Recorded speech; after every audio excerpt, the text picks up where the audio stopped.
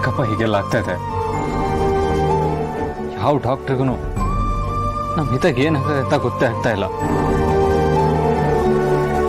ಎಲ್ಲ ಸರಿಯಾಗಿದೆ ಅಂತ ಹೇಳ್ತಾರೆ ಹೊರತು ಯಾಕೆ ಅವಳು ಎದ್ದೇಳ್ತಿಲ್ಲ ಅನ್ನೋ ಪ್ರಶ್ನೆಗೆ ಯಾರು ನನಗೆ ಉತ್ತರನೇ ಕೊಡ್ತಾ ಇಲ್ವಲ್ಲಪ್ಪ. ಅವಳು ಈ ರೀತಿ ಮಲಗಿರೋದನ್ನ ನನ್ನ ಕೈಲಿ ನೋಡೋದಕ್ಕೆ ಆಗ್ತಾ ಇಲ್ಲ ಅಪ್ಪ.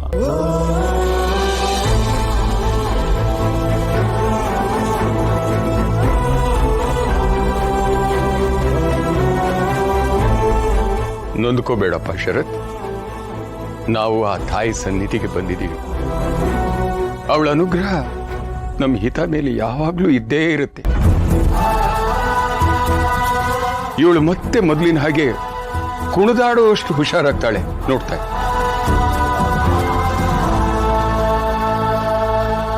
ಅಪ್ಪ ದುರ್ಗ ಹೋಗಿ ತುಂಬಾ ಹೊತ್ತಾಯ್ತಲ್ವಾ?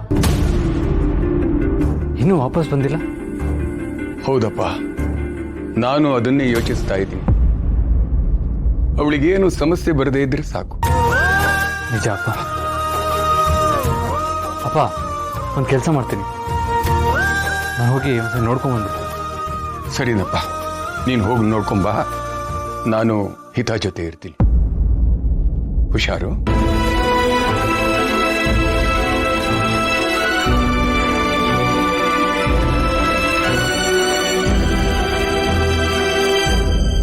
ನಮ್ಮ ಷರತ್ತು ದುರ್ಗಾನ ಹೆಂಡತಿ ಅಂತ ಒಪ್ಕೊಳ್ಳದೆ ಇರಬಹುದು, ಆದ್ರೆ ಅವನು ಇವಳ ಮೇಲೆ ತೋರಿಸ್ತಾ ಇರೋ ಕಾಳಜಿ ನೋಡಿದ್ರೆ ಇದು ಒಳ್ಳೆಯ ಲಕ್ಷಣ. ಎಲ್ಲಾ ವಿಷಯಗಳು ಮತ್ತೆ ಹಳಿ ಮೇಲೆ ಬರ್ತಿರೋ ಹಾಗೆ ನಮ್ಮ ಹಿತಾಪುಟ್ಟಿ ಬೇಗ ಹುಷಾರಾದ್ರೆ ಸಾಕು.